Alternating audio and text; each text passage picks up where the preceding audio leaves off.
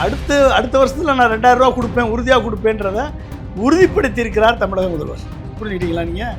அரசியல் அடி, சாதாரண அடியில் செம அடி. ஸோ இந்த அடி வந்து சங்கிகளுக்கும் சங்கிகளுடைய அடிமைகளுக்கும் இந்த அடி வந்து பெருத்த அடியாக இருக்கிறது. நீங்கள் பணத்தை வாங்கிட்டு அவங்க காதில் விசில ஊதி தள்ளுங்க, அனுப்புங்க அப்படின்னு விஜய் சொல்கிறாரு. விஜய் பேசினாரா நேற்று? அரசியல் பேசினாரா? ஆமாம், யாரோ இறந்து போயிட்டாங்கன்னு கேள்விப்பட்டேன். டிவிகே வர்சஸ் டிஎம்கேன்னு விஜய் சொல்கிறார். டிவிகே வர்சஸ் டிஎம்கே கிடையாது. அப்போ யமன் வர்சஸ் விஜய், போகிற இடமெல்லாம் உயிர் பலி தான். ஓகே, அப்போ தாவேக்கான்றது பதிலாக தர்மராஜா வெறிக்கழகம் அப்படின்னு வச்சுக்கலாம். எப்படி? யம தர்மராஜா வெறிக்கழகம். நீ நல்ல ஆம்பளை, 10 மணிலேருந்து 3 மணி வரைக்கும் உன் பஸ் மேலே நின்றுறா. நீ ஒரு சினிமா ஷூட்டிங்கை கொடைப்பிடிக்கிற நாய். நீ அங்கே 5 மணி நேரம் மக்கள் காத்துக்கிட்டு இருப்பானா வெயில்ல? ஷர்மிளா டாக்கீஸ் நேயர்களுக்கு வணக்கம். இந்த நேர்காணலில் நாம் சிந்திக்கிறவர் முன்னாள் குடியரசுத் தலைவர் ஏபிஜே அப்துல் கலாம் அவர்களின் அறிவியல் ஆலோசகர் டாக்டர் பொன்ராஜ் அவர்கள். வணக்கம்ப்பா. மகளிர் உரிமை தொகை வந்து பிப்ரவரி, மார்ச், ஏப்ரல் 3 மாதத்துக்கும் சேர்த்து 3000 ரூபாய். அடுத்தபடியாக கோடைக்கால சிறப்பு தொகையாக 2000 ரூபாய் முதலமைச்சர் மு க ஸ்டாலின் திடீரென்று ஒரு இன்ப அதிர்ச்சியாக மகளிர்களுக்கு கொடுத்திருக்கிறார். இது ஒரு இன்ப அதிர்ச்சின்னு ஒரு பக்கம் இருந்தாலும் இது தேர்தலுக்கான ஒரு ஸ்டண்ட்டு அப்படின்னு எதிர்க்கட்சிகள் விமர்சனம் செய்கிறாங்க. இந்த கோடைக்கால சிறப்பு தொகை ஏன் வந்து சென்ற வருடம் கோடைக்காலம் வரலையா, அப்பயே நீங்கள் போடலை, இப்பயே நீங்கள் போடுறீங்க, அப்போ இது தேர்தலுக்கான ஒரு பயத்தின் வெளிப்பாடாகத்தான் இந்த நடவடிக்கை நாங்கள் பார்க்குறோம் அப்படின்னு எடப்பாடி, விஜய் உள்ளிட்ட எதிர்க்கட்சிகள் விமர்சனம் பண்ணுறாங்க. எப்படி பார்க்குறீங்க? தமிழக முதல்வர் திரு மு க ஸ்டாலின் அரசியலில் விழிப்புணர்ச்சியோடு இருக்கார் என்பதை காட்டுது. அது மட்டும் இல்லாமல் இது அரசியல் ரீதியான சாணக்கியத்தனம் என்று கூட சொல்லலாம். ஸோ ஒரு சிங்கிள் மாஸ்டர் ஸ்ட்ரோக்கில் ஒட்டுமொத்த பிஜேபியினுடைய சதி திட்டத்தை தகர்த்தெறிந்திருக்கிறார் என்று தான் சொல்லணும். அப்போ ஒரு மார்ச் மாதம் ஒரு கேஸ் வர்ற மாதிரி அஸ்வினி உபாத்யாயன்ற ஒரு பிஜேபி வக்கீலை வைத்து சுப்ரீம் கோர்ட்டில் ஒரு கேஸ் தாக்கல் பண்ணி இந்த மாதிரி உரிமை தொகை கொடுப்பதையெல்லாம் தடை செய்யணும் என்று அது மார்ச்சில் வந்து, அந்த மார்ச்சில் வரும்போதும் அடுத்த 3 மாதங்களுக்கு இந்த உரிமை தொகை கிடைக்க விடாமல் செய்துவிட வேண்டும் என்று செய்த பிஜேபியின் சதி திட்டத்தை முன்கூட்டியே அறிந்து அதை ஒன்றுமில்லாமல் தகர்த்தெறிந்து சாதனை சரித்திரம் படைத்திருக்கிறார் தமிழக முதல்வர் என்று தான் நம்ம சொல்லணும். அப்போ நீங்கள் வந்து பீகாரில் எலெக்ஷனுக்கு முன்னால் வரைக்கும் 10,000 ரூபா கொடுத்தீங்க. இப்படி கொடுக்குறீங்கன்னு கேட்டால் இது ஏற்கனவே இருந்த திட்டம், எக்ஸிஸ்டிங் திட்டம். என்ன எக்ஸிஸ்டிங் திட்டம்? 10,000 ரூபா கொடுக்குற எக்ஸிஸ்டிங் திட்டமாக அது? ஏற்கனவே இருந்த திட்டத்தினுடைய எக்ஸ்டென்ஷன் பண்ணலாம் அப்படின்ற மாதிரி கோர்ட்டே அப்ரூவ் பண்ணுற அளவுக்கு பிஜேபியினுடைய புறங்கை கோர்ட்டின் நீதிமன்றத்தின் குரல் வலையை பிடித்து சாட்சி சொல்ல வச்சுச்சா இல்லையா? அப்படிப்பட்டவர்கள், அப்படி செய்தவர்கள் தமிழ்நாட்டில் உரிமை தொகை கிடைக்கவிடக்கூடாது என்று சதித்திட்டம் செய்த பிஜேபி அந்த உரிமை தொகை பிப்ரவரி மாதம் போச்சுன்னா மார்ச், ஏப்ரல், மே கிடைக்க விடக்கூடாது என்று சதித்திட்டம் போட்டாங்க. அப்போ இதை வந்து முன்கூட்டியே அறிந்து ஒரே மாஸ்டர் ஸ்ட்ரோக்கில் 3 மாதத்துக்கான தொகையும் கொடுத்து அடுத்து 2000 ரூபா கொடுப்பேன் என்பதை காட்டுவதற்காக அது வந்து கோடைகால தொகை என்று சொல்லி, அது கோடைகால தொகையெல்லாம் கிடையாது. அடுத்த வருஷத்தில் நான் 2000 ரூபா கொடுப்பேன், உறுதியாக கொடுப்பேன்றத உறுதிப்படுத்தியிருக்கிறார் தமிழக முதல்வர். புரிஞ்சுக்கிட்டீங்களா நீங்கள்? அரசியல் அடி, சாதாரண அடியில் செம அடி. ஸோ இந்த அடி வந்து சங்கிகளுக்கும் சங்கிகளுடைய அடிமைகளுக்கும் இந்த அடி வந்து பெருத்த அடியாக இருக்கிறது. ஏன்னா வாய்ப்பந்தல் போடக்கூடியவர்களுக்கும் வடை சுடுபவர்களுக்கும் இந்த உண்மையாக கொடுத்த அந்த 5000 ரூபா கொடுத்தது மிகப்பெரிய அடி. 10,000 ரூபா கொடுத்து பீகாரில் அது எல்லாமே வேர்ல்டு பேங்க் ஃபண்ட் எடுத்து கொடுத்துட்டான், அதனால் அதை ப்ராஜெக்ட் ஃபண்டுன்னு சொல்லி எல்லாரும் இஎம்ஐ கட்டுறான்னு சொல்லி திரும்பி பணத்தை கடை சொல்லிட்டான் பேங்க்கு, அந்த 10,000 ரூபாயை. இப்படிப்பட்ட ஒரு அரசியல் அயோக்கியத்தனத்தை செய்து பொதுமக்களை ஏமாற்றி 10,000 ரூபா கொடுத்தேன்னு சொல்லி ஏமாற்றி ஓட்டு வாங்கிய பிஜேபி கூட்டம் இன்றைக்கு தமிழகம் தொடர்ந்து 1,31,00,000 பேருக்கு 1000 ரூபா உதவித்தொகை கொடுத்து வர திட்டத்தை நிறுத்த சதி செய்தது. அந்த சதியை முறியடித்திருக்கிறார் திரு மு க ஸ்டாலின். எதிர்க்கட்சி தலைவர் எடப்பாடி பழனிசாமியும் நாங்களும் குலவிளக்க திட்டம்னு அறிவிப்பு கொடுத்தோம், அதோடைய காப்பி பேஸ்ட் தான் வந்து இவர் பண்ணியிருக்காரு. எப்படிங்க 1000 ரூபா வந்து 1000 ரூபாவே கொடுக்க முடியாதுன்னு தந்தி டிவி அசோகவர்த்தினிட்ட பேட்டி கொடுத்தவர் தானே எடப்பாடி பழனிசாமி. ₹1500 எப்படிங்க கொடுப்பீங்க? அது முடியாது. சரி அவங்க சொன்னதுக்காக நாங்க சொன்னோம்னு சொன்னவர் தான் எடப்பாடி பழனிசாமி. அப்புறம் எப்படி ரூ. 2000 கொடுப்பாரு அவரு? ரூ. 2000 இவர் குடுப்பாருன்னு சொன்னாரு. எத வச்சு குடுப்பாருன்னு சொன்னாரா? ஆனா, தமிழக முதல்வர் ரூ. 2000 குடுக்குறதுக்கு பேஸ கிரியேட் பண்ணியிருக்காரு. என்ன பேஸு? பொருளாதார வளர்ச்சிய 2 மடங்கா உருவாக்கியிருக்காரு. 11.19% பொருளாதார வளர்ச்சிய உருவாக்கியிருக்காரு. எடப்பாடி ஆட்சியில எத்தன பெர்சென்ட்? 6%, 5%, 6% பொருளாதார வளர்ச்சி. அத டபுள் ஆக்கியிருக்காரு. இங்க 1000 2000 குடுப்பாரு. சொன்னா நம்புவான். குடுத்துக்கிட்டு இருக்காரு. அதுக்கான ரூ. 2000 தான் வந்து கோடைகால விடுமுறை தொகைன்னு இப்ப குடுத்துருக்காரு. சிறப்பு தொகைன்னு. சரிங்களா? அப்ப செய்யக்கூடியவர் சொன்னால் மக்கள் நம்புவார்கள். எதுவுமே செய்ய தெரியாதவர் சொன்னால் மக்கள் எப்படி நம்புவாங்க? அப்ப எடப்பாடி நீங்க வந்து சும்மா குடுப்பேன்னு சொன்னா, எத வச்சு குடுப்பீங்க? எப்படி குடுப்பீங்க? உங்களுக்கு பொருளாதாரம்னா என்னன்னு தெரியாது. அதோட வளர்ச்சினா என்னன்னு தெரியாது. கடன் வாங்க தெரியும். மத்திய அரசு அடிபணிஞ்சு போக தெரியும். அத வச்சு 11 மெடிக்கல் காலேஜ் வாங்கணும்னு சொல்லி அதில 40% கொள்ளையடிக்க தெரியும். இத தவிர வேற என்ன தெரியும் உங்களுக்கு? விஜய் நேற்றைய ஸ்பீச்ல கூட சொல்லியிருந்தாரு. கோடி கோடியா கொட்டுவாங்க. தேர்தல் நெருங்கிருச்சு. அந்த ஸ்கீம், இந்த ஸ்கீம்னு நெறைய திட்டங்கள போட்டு உங்களுக்கு பணம் வந்து சேரும். நீங்க பணத்த வாங்கிட்டு அவங்க காதுல விசில ஊதி தள்ளுங்க, அனுப்புங்க அப்படின்னு விஜய் சொல்றாரு. விஜய் பேசினாரா நேத்து? பேச அரசியலா? அரசியல் பேசினாரா? ஆமா. யாரோ இறந்து போயிட்டாங்கன்னு கேள்விப்பட்டேன். இல்ல அது அந்த கூட்டத்துக்கு வந்த சுராஜ்ன்னு ஒரு நபர் வந்து தமிழ்நாட்டுக்காரரா அவரு? இயற்கைக்கு மாறான ஒரு மரணம் தான் அது. தமிழ்நாட்டுக்காரரா? அவரு எந்த இல்ல ஊருக்காரரு? மகாராஷ்டிராக்காரரு. மகாராஷ்டிரா. ஆனா இங்க தான் தமிழ்நாட்டுல 12 வருடங்களா இருக்காரு. மகாராஷ்டிராவுக்கும் இவருக்கு என்ன சம்மந்தம்? தமிழ்நாட்டு விஜய்க்கும் இவருக்கு என்ன சம்மந்தம்? எப்படி வந்தாரு கூட்டத்துக்கு? யாரு கூட்டு வந்தது? சரி அந்த கூட்டத்தில வந்து செத்தாரே, இப்ப நான் என்னன்னா, என்ன தெரியுதுன்னா அதுலருந்து, டிஎம் டிவிகே வெர்சஸ் டிஎம்கேன்னு விஜய் சொல்றாரு. டிவிகே வெர்சஸ் டிஎம்கே கிடையாது. ஓகே. என்னன்னா ஆக்சுவலா எமன் வெர்சஸ் விஜய். எமன் வெர்சஸ் விஜய்.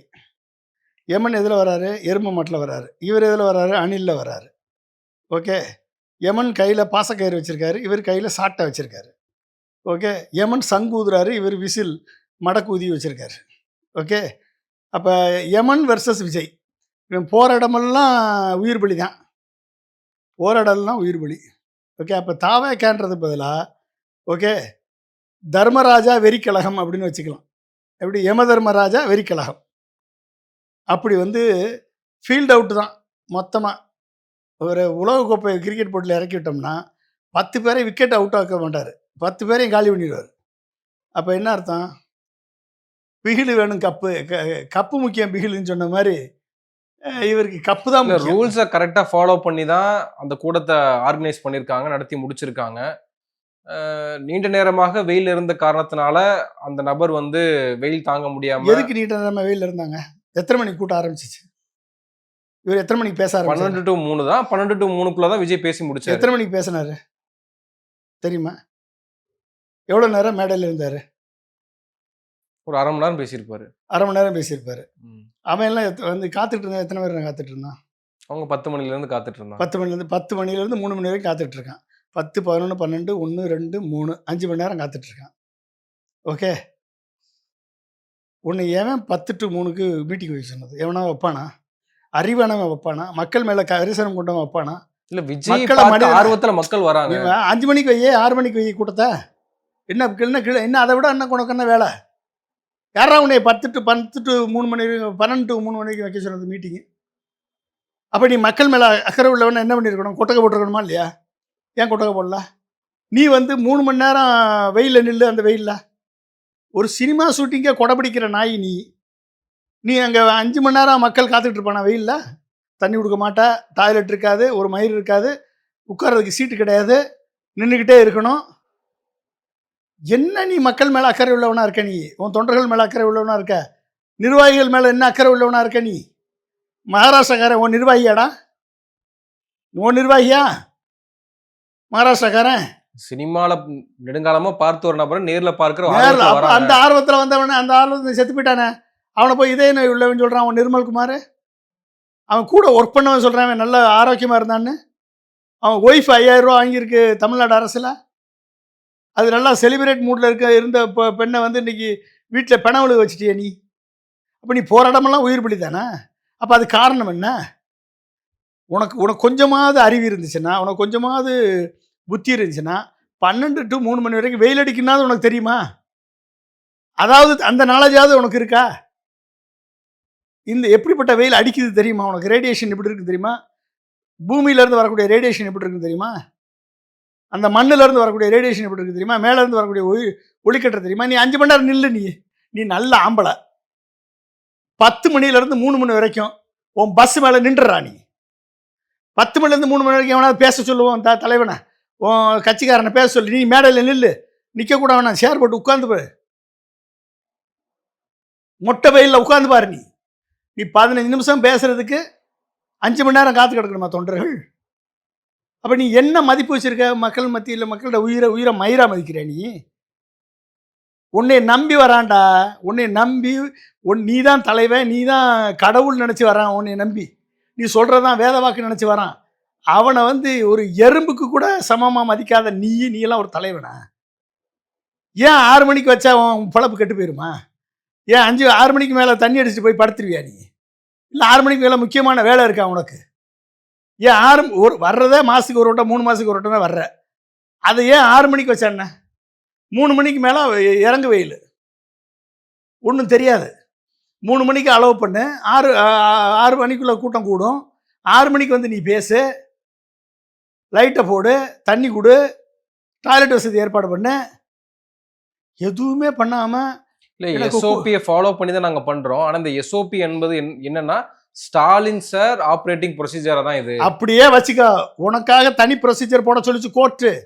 ஸ்டாலின் இப்படிலாம் போட்டிருந்தா நீ கூட்டமே நடத்திருக்க முடியாது. நீ கூட்டமே நடத்திருக்க முடியாது. குரங்கு கூட்டத்துக்கு எப்படி கூட்டம் நடத்த முடியும்? உயிர் பலி வாங்குறவனுக்கு எப்படி கூட்டம் நடத்த அலோவ் பண்ண முடியும்? ஸோ எந்த எஸ்ஓபி கொடுத்தாலும் உன்னால் கூட்டம் ஆர்கனைஸ் பண்ணுற அளவுக்கு உன்னுடைய அடிவெறிடிகளுக்கு அறிவில்லை. 12 டு 3 மணி வரைக்கும் எவனா கூட்டம் போடுவானா? நீ 6 மணிக்கு டேட்டு கேட்டு போலீஸ் மறுத்துச்சா? எங்கே ஆதாரம் வைக்க முடியுமா? நீ நல்ல ஆம்பளை 3 மணி நேரம் வந்து வெயிலில் நில்லு. நீ நல்ல ஆம்பளை நின்றுறா. நீ ஒரு கொடை பிடிக்காம உன்னாலே நிற்க முடியாத வெயில். நீ உன்னை நம்பி வரக்கூடிய ரசிகர்களை, தொண்டர்களை வந்து வெயிலில் நிற்க வச்சு கொள்றிய. அப்போ என்ன அர்த்தம்? அப்போ எமனுக்கு உனக்கு தானே போட்டி. இப்போ நீ போகிற இடத்துல எல்லாம் வந்து நீ தூத்துக்குடி போனால் எல்லோரும் காஷ்மீர் பக்கம் ஓடிட வேண்டியதான் போல தெரியுது.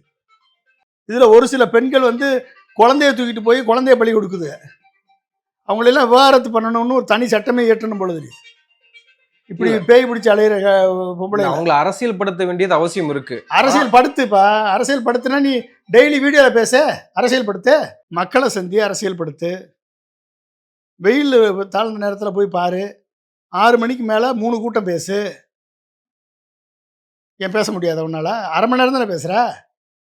6 மணிக்கு ஒரு இடத்துல பேசு, 7 மணிக்கு ஒரு இடத்துல பேசு, 9 மணிக்கு ஒரு இடத்துல பேசு. என்ன பிரச்சனை உனக்கு?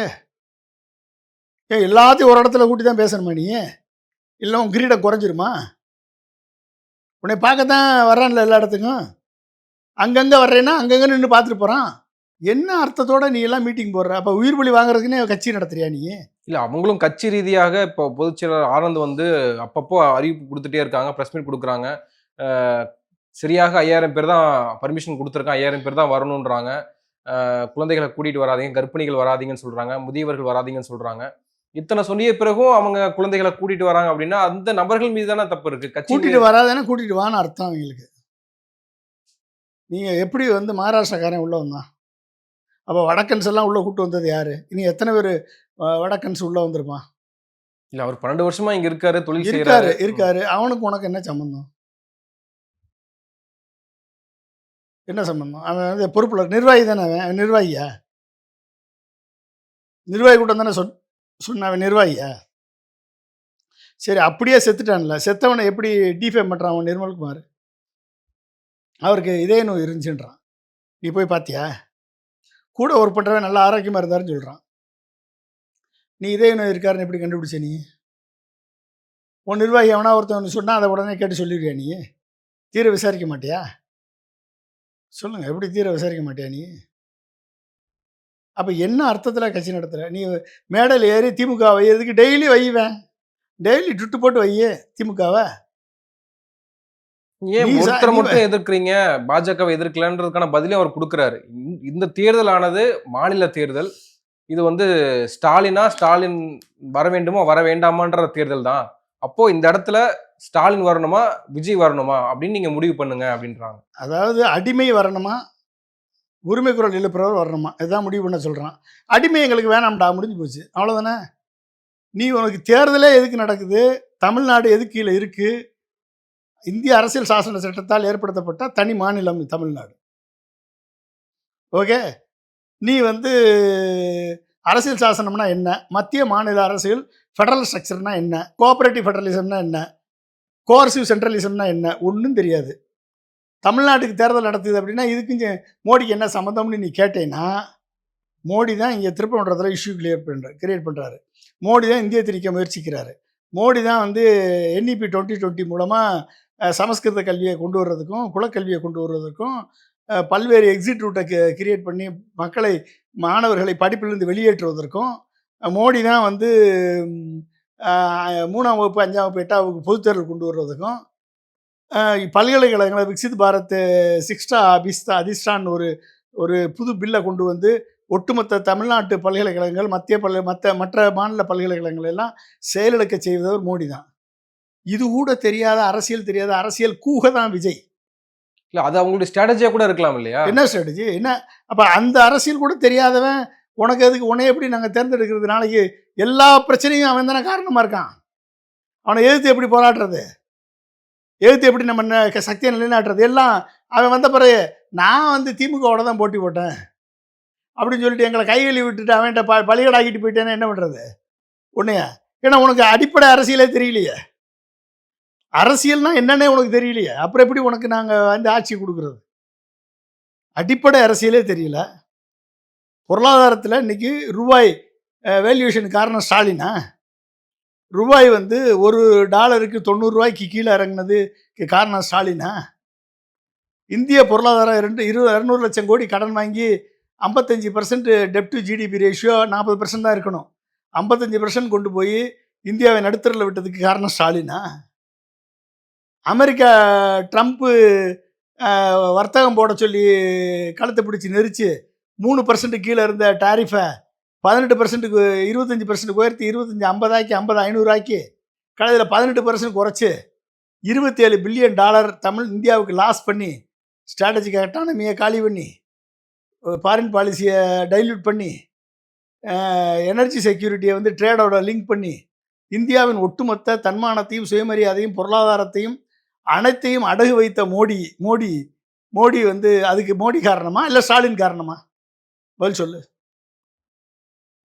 நீ லோக்கலைஸ் பண்ணி மோடியை எதுக்க மாட்டேன் அப்படின்னு சொல்லி லோக்கலைஸ் பண்ணுறவனா? நான் போட்டியே இன்னைக்கு திராவிடத்திற்கும் ஹிந்துத்துவாவுக்கும் தான் போட்டி, மோடிக்கு தான் போட்டி.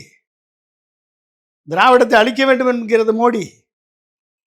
திராவிடத்தை இந்த வட்டம் நம்ம லூஸ் பண்ணோம்னா இந்துத்துவா தமிழகத்தை பிடித்த பீடையாக மாறிவிடும். அப்போ இதுக்கு உதவியாக இருக்கக்கூடிய அந்த சங்கிகளின் அடிமையாக இருக்கக்கூடிய விஜய் எப்படி மக்கள் ஏற்றுக்குவாங்க? உனக்கு கூட இருக்கக்கூடிய தற்குறி கூட்டம் முன்னால் சுத்தம், அது வேணால் ஏற்றுக்குமே இல்லையா? ஒன்றுமே தெரியாமல் நீ சொல்கிறதெல்லாம் உண்மையை நம்பிட்டு இருக்கக்கூடிய கூட்டம் ஏற்றுக்குமே இல்லையா? அறிவார்ந்து சிந்திக்கக்கூடிய எந்த ஒரு இளைஞனும், அறிவார்ந்து சிந்திக்கக்கூடிய எந்த ஒரு மாணவனும் ஓகே கொஞ்சம் சிந்திச்சு பார்த்து உன்னுடைய செய்கைகளை புடம் போட்டான்னா நீ வந்து குப்பைன்றதை ஒதுக்கி தள்ளிடுவான். நீ ஒரு சுயநலவாதின்னு ஒதுக்கி தள்ளிடுவான். நீ ஒரு அதிகாரம் பிடித்தவன், ஆணவம் பிடித்தவன் என்று ஒதுக்கி தள்ளிடுவான். நீ ஒரு கல்ட்டு ஃபிகர் இல்லடா, நீ ஒரு குல்ட்டு ஃபிகர்டான்னு ஒதுக்கி தள்ளிடுவான். நீ ஒரு தலைவன் அல்லடா, நீ ஒரு யமனுக்கு போட்டி போடக்கூடிய சங்கூதரவன்டான்னு ஒதுக்கி தள்ளிடுவான். இல்லை, இன்னைக்கு திமுக தான் அதிகமாக விமர்சனம் பண்றாரு. ஆனால் திமுகவை தாண்டி இன்னைக்கு அதிமுகவினுடைய ஐடி விங் வந்து கடுமையாக விஜய் விமர்சிக்கிறாங்க. எடப்பாடி பழனிசாமி அவர்கள் வந்து விஜய் பேர் சொல்லே வந்து விமர்சிக்க ஆரம்பிச்சிட்டாரு. குறிப்பாக கோயில்ல உடைக்கிற தேங்காய் சில்லுகளை வந்து பொறுக்கிற மாதிரி நீங்க வந்து பிற கட்சியிலிருந்து விரட்டி விட்டவர்களை பொறுக்கி வச்சுட்டு ஒரு கட்சி நடத்துறீங்க, நீங்க தான் உதிரிகள்னு இன்னைக்கு வெளிப்படையாக கடுமையாக விமர்சனம் பண்ண தொடங்கியிருக்கு அதிமுக. நம்ம எப்படி எடுத்துக்கிறீங்க? அதிமுக இந்த அளவுக்கு கடுமையாக விஜய் எதிர்க்க காரணம் என்ன? எடப்பாடி பழனிசாமிக்கு இப்பதான் ரியாலிட்டி புரியுது. உன் பேசையே காலி பண்ண வந்திருக்காண்டான்னு இப்பதான் புரியுது. இது ஒரு 2 வருஷத்துக்கு முன்னாலே ஆதவர்ஜுனா வந்தவொடனே சொல்லிட்டான். வந்து என்ன சொன்னான், எங்களுக்கு அதிமுக தலைவர்கள் தேவையில்ல, கூட்டணி தேவையில்ல. அதிமுக தொண்டர்கள் தான் வேணும் அப்படின்னு சொன்ன பிறகு தான் எம்ஜிஆர் படத்தையும், அண்ணா படத்தையும் போட்டாய்ங்க. அன்னைக்கு புரியாதது இப்ப புரியுது. அப்ப புரியல, இப்ப புரியுது. யாருக்கு? எடப்பாடி பழனிசாமிக்கு. எடப்பாடி பழனிசாமி சொன்னது 100% உண்மை. பொறுக்கி எடுக்கப்பட்ட தலைவர்கள் தான். பொறுக்கி எடுக்கப்பட்ட சிதிலங்களை வைத்துக்கொண்டு இன்றைக்கு கட்சி நடத்துவதால் தான் இன்னைக்கு வந்து விஜய் வந்து இன்னைக்கு நடுத்தருவில் நிறுத்தப்பட்டிருக்கிறார். ஓகே.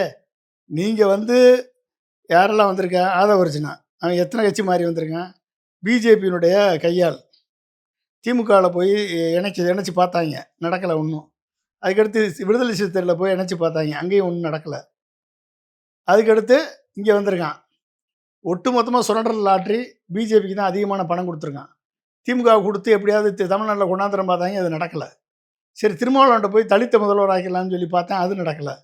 இப்ப விஜய காலி பண்ணிட்டு, காங்கிரஸோட கூட்டணி வச்சு சசிகாந்த் செந்தில முதலமைச்சர் ஆக்கிடலாம்னு சொல்லி இப்ப ஆதவர்ஜுனா பேக்ரவுண்ட் ஒர்க் பண்ணிட்டு இருக்கான். அந்த வேலைக்கு அவன் இருக்கான். புஷி ஆனந்த் ஏற்கனவே பிஜேபியினுடைய அடிமை. பொருளாளர். உன் கட்சி பணத்தை நீ 5 மடங்கு பணம் வாங்கி, கருப்பு பணம் வாங்கி நடிச்சுட்டு 1 மடங்கு தான் நீ கணக்கு காட்டியிருக்க. 2000 கோடி சம்பாதிச்சிருக்க. 80 கோடி கணக்கு காமிச்சிருக்க. அப்ப 80 கோடி கணக்குனா எவ்வளவு? 30%. ஓகே. இன்ட்டு 3 எவ்வளோ ஆச்சு? 24, 240, 300 கோடின்னு வச்சுக்கோங்க. 300 கோடிக்கு தான் கணக்கு காமிச்சிருக்க. நீ மேடையில் 1000 கோடி சம்பாரிச்சின்னு உச்சபட்ச நடிகர்னு சொன்னதார் நீ தானே? 1000 கோடி சம்பாரிச்சு அதை விட்டுட்டு வராருன்னு ஆதவர்ஜுனா சொல்லும்போது அமுக்கிட்டு உட்காந்துருந்தது நீ தானே? 1000 கோடி சம்பாரிச்சான்னு புஷி ஆனந்த் சொல்லும்போது அமுக்கிட்டு உட்காந்துருந்தது நீ தானே மேடையில்? இல்லைன்னா இல்லைன்னு சொல்லி மறுத்துருக்கணுமா இல்லையா? 1000 கோடி சம்பாரிச்ச தலைவன் என் தலைவன் நிர்மல்குமார் சொல்லும்போது என்ன எங்கே போயிருந்த? 1000 கோடி சம்பாரிச்ச உச்சபட்ச நடிகர் அப்படின்னு குமாரனா பேர் ராஜ்மோகன் சொல்லும்போது எங்கே போயிருந்த நீ? அருண்குமார் ஐயா சொல்லும்போது எங்கே போயிருந்த? அப்பெல்லாம் அமைதியாக இருந்துக்கிட்ட. ஃபிலிம் பேர் போட்டான் பத்திரிக்கையில். இதெல்லாம் இது இந்தியன் எக்ஸ்பிரஸில் எழுதுனான். நீங்க வைக்கக்கூடிய விமர்சனங்கள் எல்லாமே அரசியல் ரீதியான விமர்சனங்கள். அது திமுகவா இருக்கட்டும், எடப்பாடி அவர்களா இருக்கட்டும், அதிமுக எல்லாமே அரசியல் ரீதியான விமர்சனங்கள் முன்வைக்கிறீங்க. ஆனால் இன்றைக்கு ஹைலைட்டா பேசப்படுவது வந்து பாஜகவினுடைய மாநில தலைவர் நயினா நாகேந்திரன் விஜயினுடைய பர்சனல் வாழ்க்கை குறித்து பேசிட்டாரு. ஒரு நடிகையோட சம்மந்தப்படுத்தி ஒரு விஷயத்த பேசிட்டாரு. த்ரிஷாவோட மையப்படுத்தி அவர் பேசிட்டாருன்னு பெரிய விமர்சனங்கள், கண்டனங்கள்லாம் வருது. அது திமுக தரப்புல இருந்துமே அந்த கண்டனங்கள் வருது. நயினா நாகேந்திரன் இப்படியான அரசியல் விமர்சனங்கள் தான் வைக்கணும். ஆனா இப்படி தனிப்பட்ட விமர்சனங்கள் வைக்கக்கூடாது. இது அநாகரிகம்னு சொல்றாங்க. நீங்க எப்படி அதை பார்க்குறீங்க? பெர்சனலாக பேசுறது தவறு. ஒருத்தருடைய பெர்சனல் வாழ்க்கையில் நம்ம தலையிடுவது தவறு. அது விஜயா இருந்தாலும் யாராக இருந்தாலும் பெர்சனலாக ஒருத்தர் அட்டாக் பண்ணக்கூடாது. அவங்களுடைய பெர்சனல் சாய்ஸ், லைஃப் சாய்ஸ். அதை நம்ம ஒன்றும் சொல்ல முடியாது.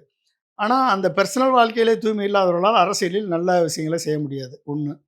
ஆனால் அவருக்கு தெரிஞ்சதை அவர் சொல்லியிருக்காரு. அவருக்கு அதை மட்டும் தான் தெரிஞ்சிருக்கும். அதனால் அதை சொல்லிவிட்டார் அவர். அது தவறு தான். அது நயனா நாகேந்திரன் வந்து எப்படின்னா, மேலேருந்து விஜய்க்கு அவ்வளோ சப்போர்ட் பண்ணுறாங்க. இசட்+ செக்யூரிட்டி கொடுத்துருக்காங்க. Y ப்ளஸ்ஸா Z ப்ளஸ்ஸான்னு Y plus security கொடுத்துருக்காங்க. இது அமித்ஷா கொடுத்துருக்காரு. தமிழ்நாடு அரசு கவர்மெண்ட்டிட்ட கன்சல்ட் பண்ணாமலே கொடுத்தது. எப்படி கொடுத்தாங்கன்னு தெரியாது. இவர் குருமூர்த்தி மூலமாக தான் சிபிஐக்கு கேஸ் போச்சு. ஆதவர்ஜுனா கொண்டு மாட்டி விட்டார். ஓகே. அதுக்கேற்ற ஜட்ஜு, அதுக்கேற்ற வக்கீல்களை வச்சு சிபிஐ கேஸாக மாற்றினாங்க. அதுக்கு சப்போர்ட் பண்ணாங்க. தாவேக்கா கேட்ட விசில் சின்னத்தை கொடுத்துட்டாங்க. மடக்கூதி சின்னத்தை கொடுத்துட்டாங்க. அதுக்கடுத்து என்ன பண்ணாங்க? அதுக்கப்புறம் அவங்க இந்த மாதிரி ஒவ்வொரு லெவல்லையும் சப்போர்ட் பண்ணிட்டு வர்றாங்க. கூட்டிட்டு போய் சிபிஐ விசாரணைன்னு கூப்பிட்டு போய் காங்கிரஸை வெளியெடுத்து விட்டுரு திமுக கூட்டணியிலிருந்துன்னு சொல்லி அதுலேயும் ஆல்மோஸ்ட் சக்ஸஸ் பண்ணிட்டாங்க. தமிழிசை அவர்களே ஒரு ஹிண்ட் கொடுத்தாங்க. எப்படி கடந்த காலங்களில் திமுக வந்து ராஜாஜியோடு கூட்டணி வச்சாங்களோ அது போல ஒரு முடிவை நீங்க எடுக்கலாம், எங்க கூட கூட்டணிக்கு வாங்க அப்படின்னு தமிழிசை இன்றைக்கும் அழைப்பு விடுக்கிறாங்க. இன்றைக்கும் 2 செக்ஷன் இருக்குது. ஒரு செக்ஷன் எப்படியா விஜயை கொண்டாந்துனா நம்ம மொத்தமாக ஜெயிச்சிடலான்னு ஒரு ஐடியா பண்ணுது. ஒரு செக்ஷன் விஜயை கூட்டு வந்தால் உள்ள ஓட்டும் போயிடும், விஜய்க்கு வர ஓட்டும் போயிடும். கடைசியில் அதை வச்சு ஒன்றும் ஜெயிக்க முடியாது. தனியாக நின்னா கூட திமுக ஓட்டை பிரிச்சிரும். சிறுபான்மையினர், கிறிஸ்தவ முஸ்லீம் மக்கள் வாக்களை வாங்கிடுவார், நம்பி போட்டுருவான். அவனை எதுக்குற மாதிரி நம்ம நடிப்போம், ஜனநாயகம் படத்தை தடை பண்ணுவோம், இந்த மாதிரி நயினா நாகேந்திரன் மாதிரி வச்சுட்டு பெர்சனல் அட்டாக் பண்ணுவோம். இப்படிலாம் பண்ணோம்னா பிஜேபி எதுக்குதுன்னு சொல்லிட்டு கிறிஸ்தவ முஸ்லீம்களெல்லாம் வந்து விஜய்க்கு நம்பி வாட்டு போக்கு போட்டுருவான். அதே மாதிரி தலித் கிறிஸ்தவ இளைஞர்களும் அவருக்கு ஓட்டு போட்டுருவாங்க. அப்புறம் பெரும்பாலான ரசிக கண்மணிகள்லாம் ஓட்டு போட்டுருவாங்க. அப்படி வந்து அவர் ஓட்டு அதிகமாக வாங்கிட்டாருன்னா திமுக ஓட்டு குறைஞ்சிரும். அப்போ ஏடிஎம்கே பிஜேபி ஆட்சிக்கு வந்துடலான்னு அவங்க ஒரு பிளான். இது தெரியாமல் நயனா நாகேந்திரன் பெர்சனல் அட்டாக் பண்ணியிருக்காரு. அப்போ பெர்சனல் அட்டாக் பண்ணால் இவர் பெர்சனல் அட்டாக் அவரை பண்ண வேண்டியதான், அவர் இவரை பண்ண வேண்டியதான். இனி எத்தனை சீரழிவுகள்லாம் நம்ம பார்க்க போகிறோமோ கண்ணு முன்னால் பார்க்கத்தான் வேணும். வேற என்ன செய்ய முடியும்? நன்றி. பொறுத்திருந்து பார்ப்போம். அடுத்த அரசியல் நிகழ்வு எப்படி மாறுதுன்னு. நிறைய விஷயங்களை பகிர்ந்திருக்கீங்க. நன்றி. மிக்க நன்றி.